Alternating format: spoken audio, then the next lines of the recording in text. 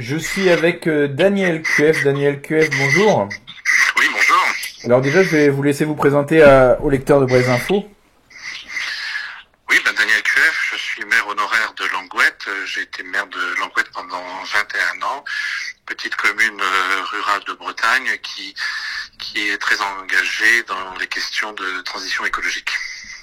Alors, si nous vous interviewons aujourd'hui, c'est notamment parce que vous êtes prononcé là pour les élections régionales à venir. Donc vous lancez en tant que tête de liste pour la Bretagne. Est-ce que vous pouvez nous expliquer un peu la genèse de votre candidature? Oui, donc comment dirais-je, j'ai été pendant 21 ans donc maire d'une commune. Donc j'ai beaucoup travaillé sur les questions de développement durable, d'écologie. J'ai présidé une intercommunalité, j'ai été conseiller régional chargé de l'écologie urbaine. Je me suis beaucoup intéressé à la question économique et notamment à l'économie circulaire. J'ai présidé aussi un réseau de parcs d'activités engagés dans le développement durable.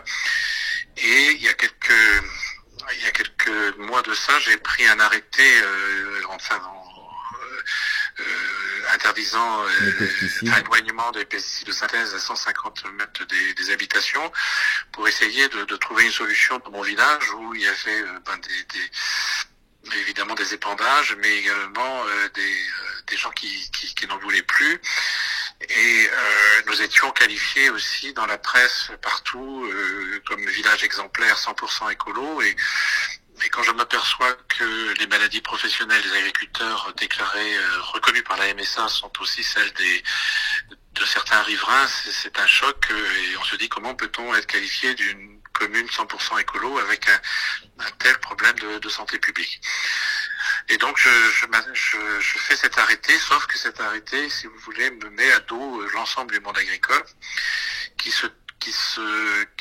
s'estime montré du doigt, qui s'estime humilié, qui s'estime trahi, qui vit très très mal cet arrêté, qui pourtant est un arrêté contre les produits, pas contre les agriculteurs. Et là, je me dis, tiens, on est dans une société bretonne qui s'oppose. C'est-à-dire, on est écologie contre société quelque part. Et on va vers si on continue comme ça, on va vers une Bretagne qui ne serait plus fraternelle. Et ça me pose problème, vraiment problème. Et donc, depuis 2 ans, je travaille à essayer de voir comment on pourrait trouver des chemins pour travailler ensemble, se retrousser les manches, pour affronter les problèmes qui se posent à nous, plutôt que de se taper dessus ou de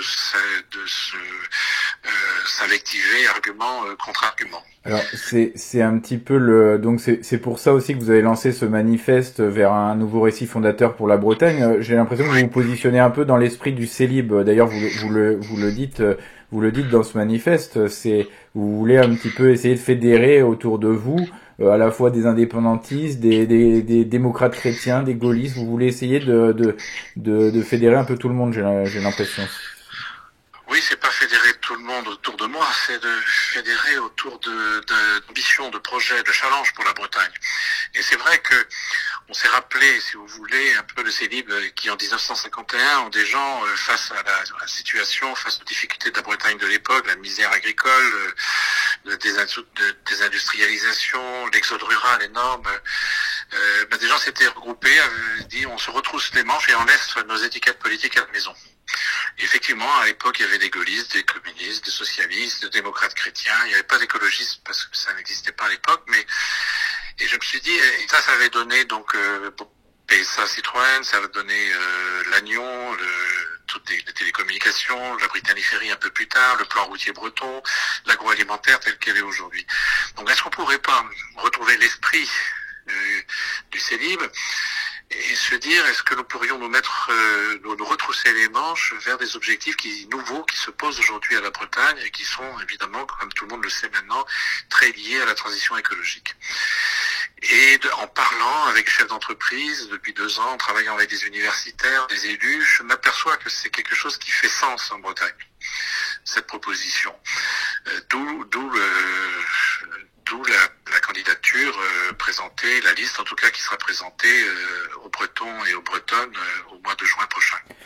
Alors, quel bilan vous tirez de la mandature Loïc Chenet-Girard, Jean-Yves Le Drian au sein du Conseil régional, justement, et comment vous vous positionnez par rapport à ceux qui incarneront ce courant-là dans les élections à venir?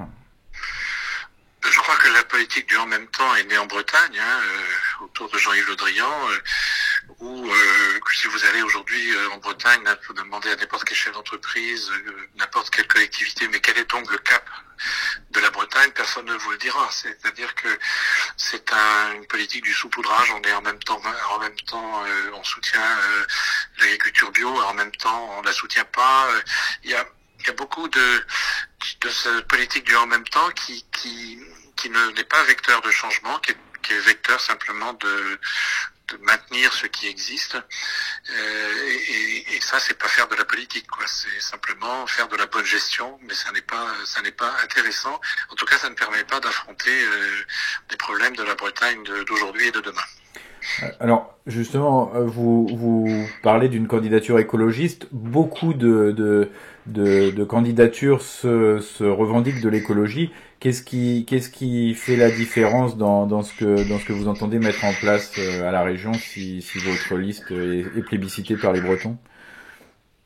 Alors écoutez, c'est une justice qui a changé un peu. Je peux vous dire, moi qui ai commencé il y a 20 ans, 21 ans, à parler de développement durable, de transition écologique, etc., on était très seuls.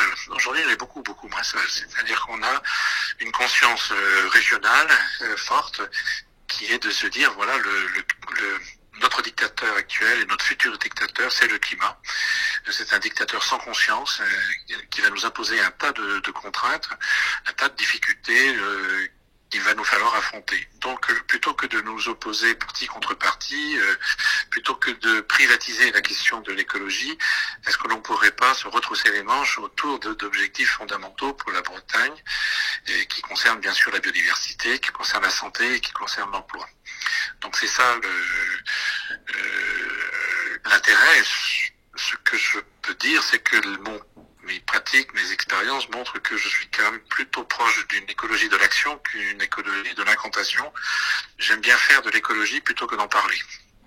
Alors, des questions concrètes sur la question de l'éolien, par exemple. Comment vous vous prononcez, sachant que c'est quelque chose qui fait polémique en Bretagne, puisqu'il y a quand même une détérioration de certains environnements liés à l'éolienne. Il y a certains aussi qui dénoncent un business autour de ça. Alors, comment vous vous positionnez là-dessus? Est-ce qu'il y a d'autres alternatives à l'éolien? Comment on fait? Écoutez, ce qui est terrible, si vous voulez, c'est que partout en Bretagne, que ce soit sur l'éolien, la méthanisation, tous les sujets sont conflictuels aujourd'hui.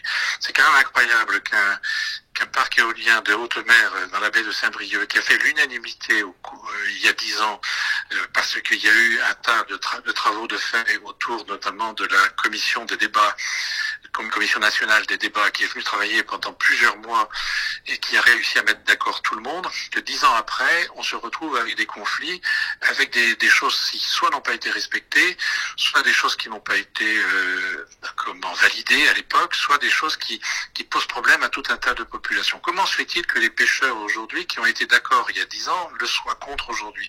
Comment se fait-il que les collectivités soient aussi peu enclins à défendre le projet, alors qu'elles devaient être les partenaires privilégiés? Donc il y a des choses qui vont pas dans la gouvernance, si vous voulez. C'est pas possible aujourd'hui que l'on puisse imposer quelques modes de production énergétique à une population qui n'en veut pas. Comment ça se fait qu'elle en voulait il y a 10 ans, qu'elle le veut plus maintenant? Que s'est-il passé? Peut-être que les Bretons ont vu, comme d'autres, sur cette question bien précise, que finalement leur facture d'électricité ne change pas, voire augmente, alors qu'on leur avait promis beaucoup plus avec cette multiplication des énergies renouvelables, on leur avait promis aussi une baisse de leur facture énergétique. Je n'ai jamais entendu que cette promesse était là. Je crois qu'au contraire, on a plutôt des projections d'augmentation du coût de l'énergie électrique, en tout cas depuis toujours. Donc on est plutôt sur une question d'essayer de produire localement ce que l'on peut consommer localement. Alors ceci étant, La loi a aussi changé, donc ça veut dire que ça donne de nouvelles perspectives, puisque chaque commune de Bretagne, aujourd'hui, de par la loi, ce qui était interdit jusqu'en 2017, peut produire sa propre énergie pour ses habitants. C'est ce que j'ai commencé à faire à Langouet, le premier dispositif d'autoconsommation collective, où la commune produit de l'énergie avec le syndicat d'électrification, l'aide du syndicat d'électrification d'Ille-et-Vilaine, et cette électricité, les habitants qui le souhaitent peuvent être fournis par la production locale. Donc on a une loi qui a changé, qui a été impulsée par l'Union européenne d'ailleurs, pour permettre justement aux collectivités de produire de l'énergie locale, consommée localement. Donc on peut trouver un certain nombre de solutions nouvelles aujourd'hui qui n'existaient pas quand le parc éolien en haute mer a été produit. Il y a deux expériences aujourd'hui qui marchent, celle de Pénétin dans le 56, où c'est de la communauté de communes qui produit de l'énergie photovoltaïque électrique sur un bâtiment public, des ateliers intercommunaux, et comment ce sont les entreprises du parc d'activité qui bénéficient de cette électricité. Et le deuxième, c'est à Langouette, mais là c'est une production pour les habitants. Alors, au-delà de la question de l'écologie, si Daniel Cueff et sa liste sont élus, sont plébiscités par les Bretons, vous envisagez dans votre manifeste une gouvernance bretonne inédite. Alors, j'en arrive à poser cette question importante. Est-ce que vous voyez est-ce que vous pensez que la Bretagne pourrait à terme se gérer un peu comme gèrent les Corses en Corse? Et est-ce que ça aurait des avantages? Je pense à une question qui vient avec, c'est la question du logement et de l'immobilier. On voit que de plus en plus de Bretons et de jeunes Bretons ne peuvent plus se loger, ni acheter, ni quoi que ce soit sur les côtes bretonnes, parce que des pouvoirs d'achat bien plus élevés arrivent et forcément raflent la mise.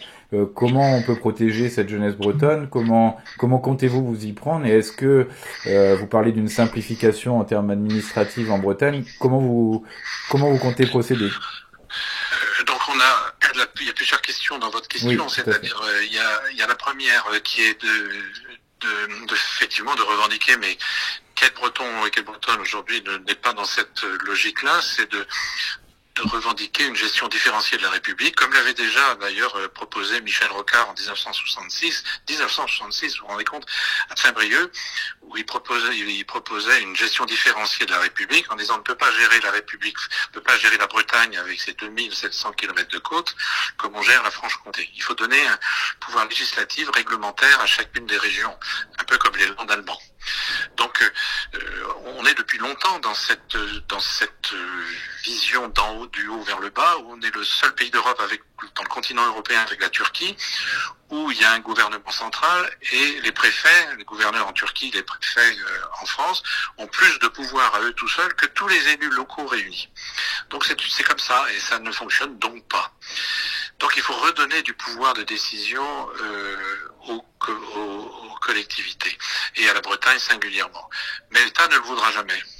L'État est frileux de tout ça, il n'aime pas ça, il préfère nommer des préfets et d'autres préfets et des préfets sans cesse, des préfets à ceci, des préfets à cela. Et donc il n'est pas alerte pour nous faire avancer sur ces questions-là. Du coup, vous entendez mener un rapport de force directement avec l'État et la République d'une certaine façon? Vous entendez mener ce rapport de force? Non, rapport de force sera pas utile puisque nous allons bien sûr travailler à constitution constante avec cette notion qui est dans la Constitution, c'est la libre administration des collectivités, c'est-à-dire que chaque collectivité s'administre librement. Donc nous allons pouvoir travailler notamment sur une assemblée de Bretagne qui sera le conseil régional tel qu'il aura été élu par les Bretonnes et les Bretons, mais nous le diviserons en deux parties, si vous voulez. Une première partie qui sera présidée donc par le président ou la présidente, qui sera l'Assemblée régionale en tant que telle et qui va être en contact avec les pays et les territoires de Bretagne. Et un exécutif qui aura simplement la fonction d'exécution. Aujourd'hui, c'est l'exécutif qui, non seulement il exécute, mais en plus il prévoit la politique et il prévoit l'ordre du jour de l'Assemblée régionale. Donc nous allons organiser les choses différemment et ça se fera dans le cadre du règlement intérieur de l'Assemblée régionale.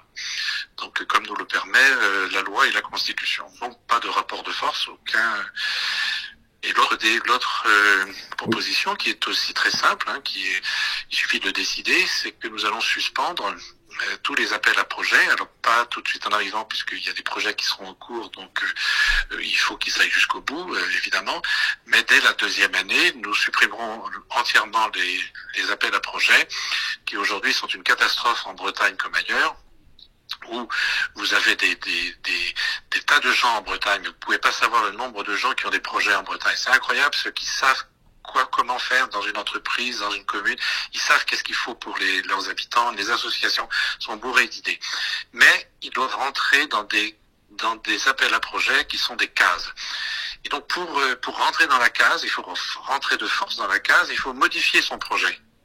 On n'aurait pas fait comme ça, mais pour avoir la subvention, il va falloir qu'on rentre dans la case. Et quand ils sont arrivés dans la case, ils peuvent plus en sortir. Ils sont bordés par des conventions, des financements, des contrats, des protocoles, etc. Vous savez qu'en Bretagne, il y a des financements, des fonds qui sont dédiés à des actions qui sont inférieurs à tout le coût de la procédure nécessaire pour les mettre en place.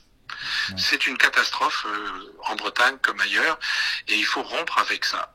Cette notion d'appel à projet n'a pas toujours existé, c'est une invention de gouvernance. Nous allons modifier ça et nous allons remplacer ça par un autre dispositif beaucoup plus dynamique qui est un appel à solutions où face à des challenges que nous allons présenter aux Bretonnes et aux Bretons, nous allons leur dire, mais vous, entreprises, vous, collectivités, vous, associations, voilà le challenge pour la Bretagne, voilà, nous voulons créer un indicateur de breton de prospérité durable. Qu'est-ce que vous êtes en situation de nous proposer pour y arriver?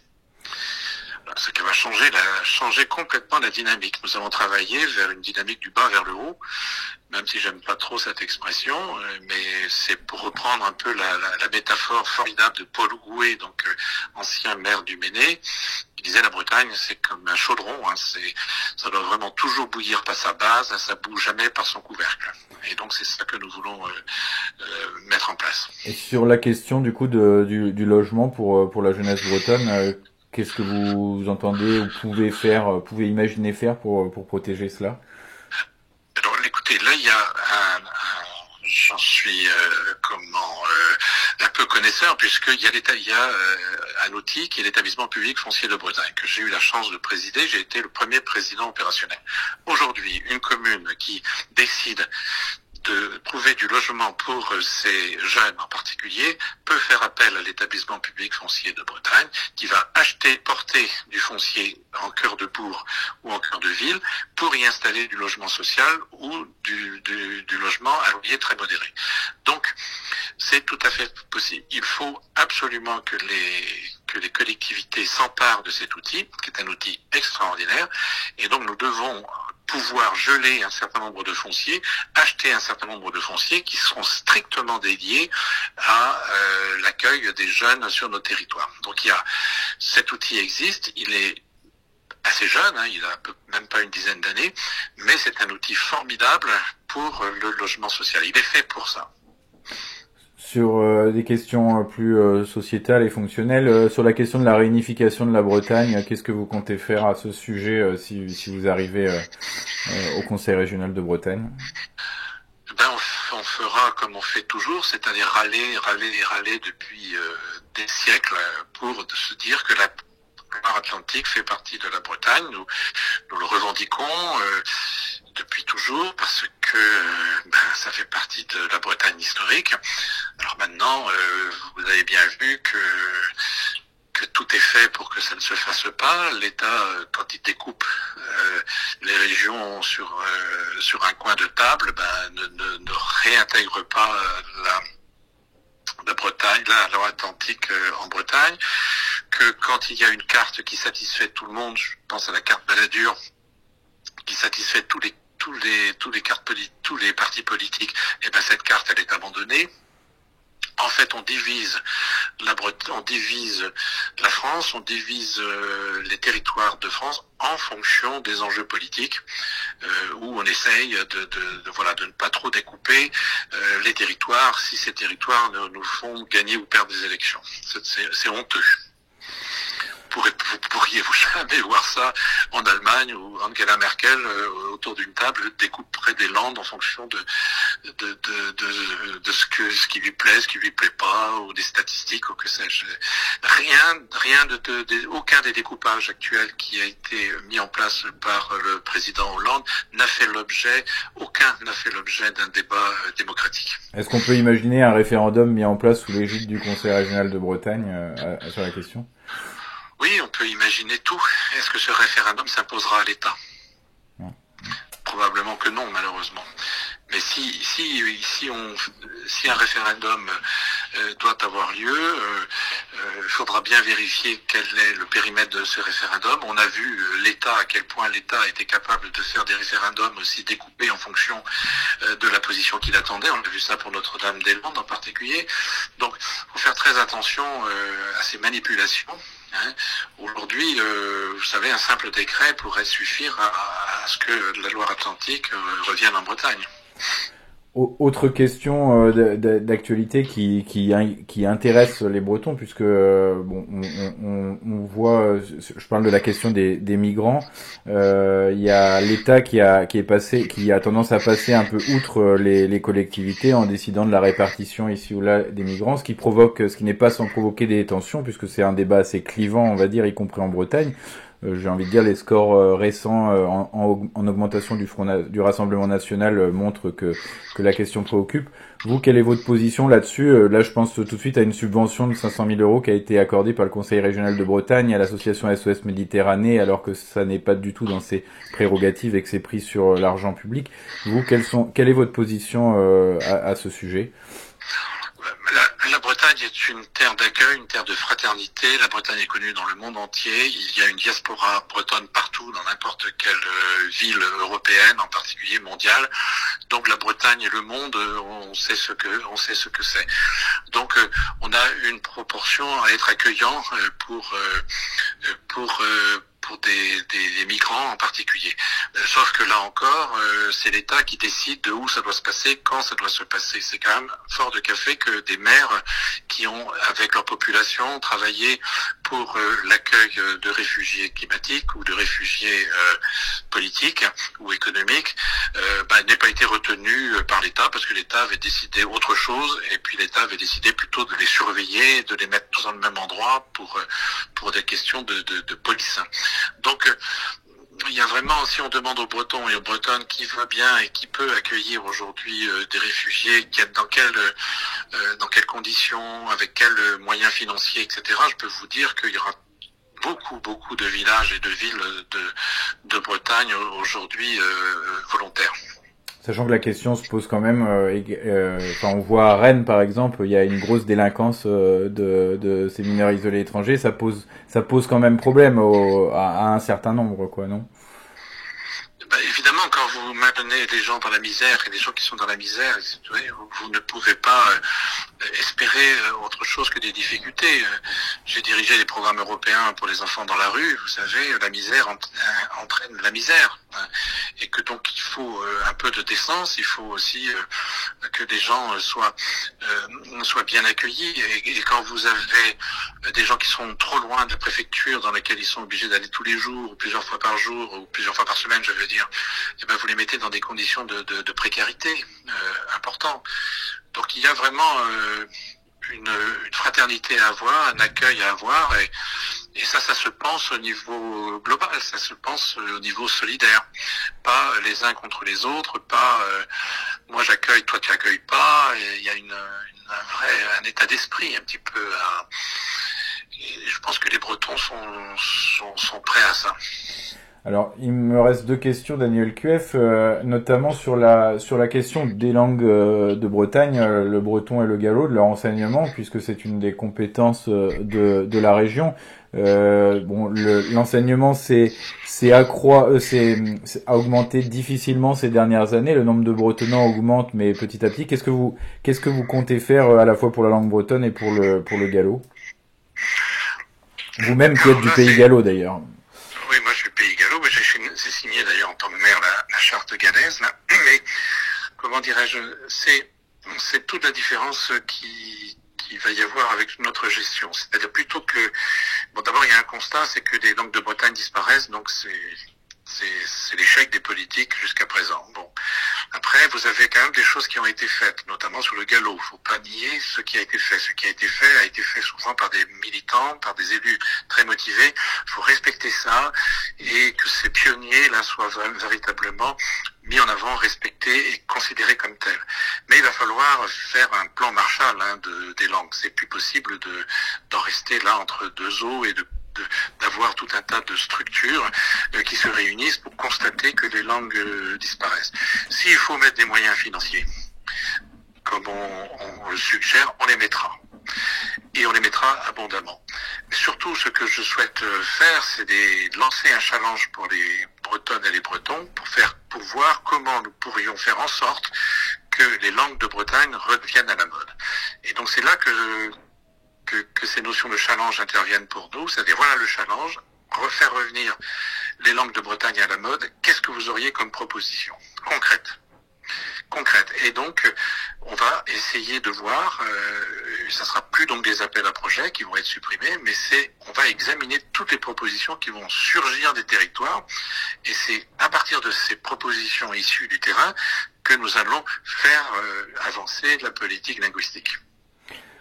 On a évoqué tout à l'heure, avec vous, quand on parlait du Célib, on a évoqué Brittany Ferries. Brittany Ferries traverse, du fait de la crise depuis un an là, une crise économique sans précédent, avec d'énormes difficultés. Elle en arrive à avoir besoin d'aide financière pour survivre, et se pose du coup la question de l'ouverture de la Bretagne vers les autres pays celtes, de l'Irlande à l'Écosse, au Pays de Galles, notamment dans le cadre du Brexit où ça change aussi un peu la donne. Là encore, quelle politique vous entendez mener vis-à-vis d'autres nations celtes, notamment en termes de transport pour permettre des échanges entre populations de ces pays-là, puisque c'est vrai qu'hormis la Brittany Ferries, c'est assez limité si on veut se rendre à Dublin, si on veut se rendre à Glasgow, si on veut se rendre à Cardiff ou à Belfast ou à Derry, c'est un petit peu limité. Est-ce que la région dans laquelle vous aurez la présidence augmenterait ces échanges et ces travaux en commun avec ces autres nations?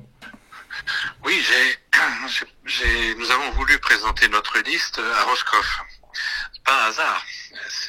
Nous l'avons voulu à cause de ce regard que porte Roscoff vers la mer, et que nous allons mettre en place une task force qui va nous permettre de retrouver un horizon maritime.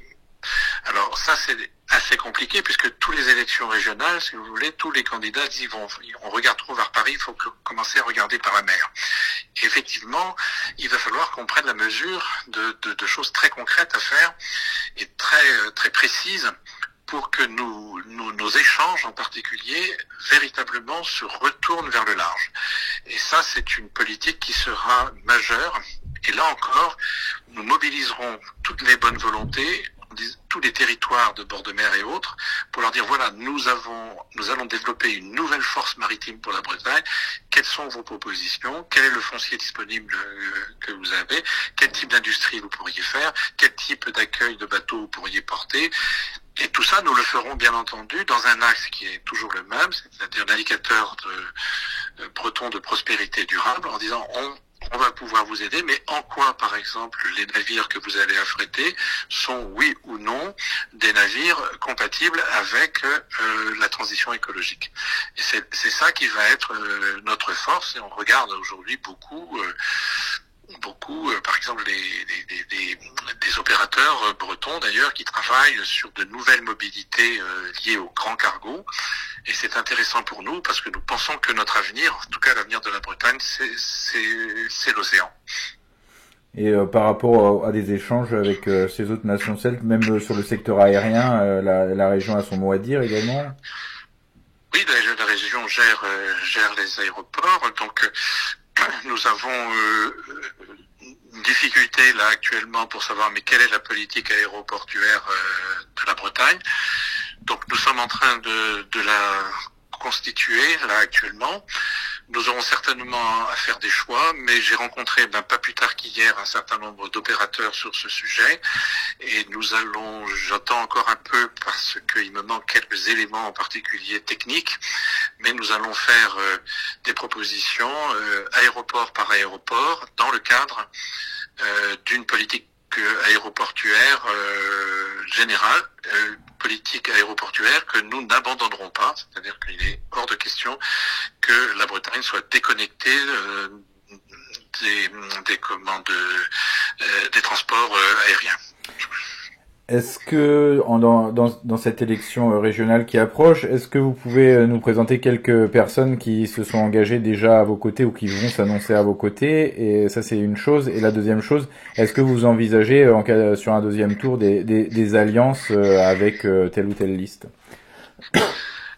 Alors, pour l'instant, si vous voulez, nous avons bien sûr des candidats potentiels, mais qui ont tous souhaité ne pas se présenter tout de suite parce que le fait d'annoncer la liste Bretagne ma vie a eu comme effet d'avoir un nombre important de gens qui nous rejoignent. Donc, on veut pas figer les choses et réfléchir à quelle est la meilleure stratégie possible, quels sont les meilleurs candidats possibles, et puis surtout, si les candidats, puisque nos candidats vont être élus, qu'est-ce qu'ils vont faire très concrètement. C'est pas le tout de vouloir être élu, mais quand on est élu, il faut assumer la situation.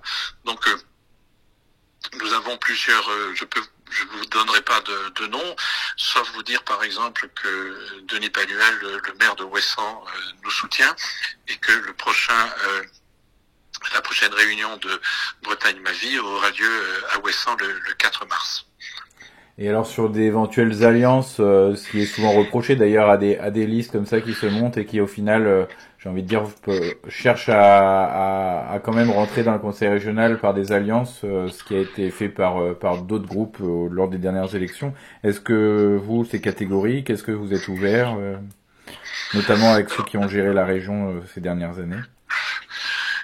Non, nous avons fait.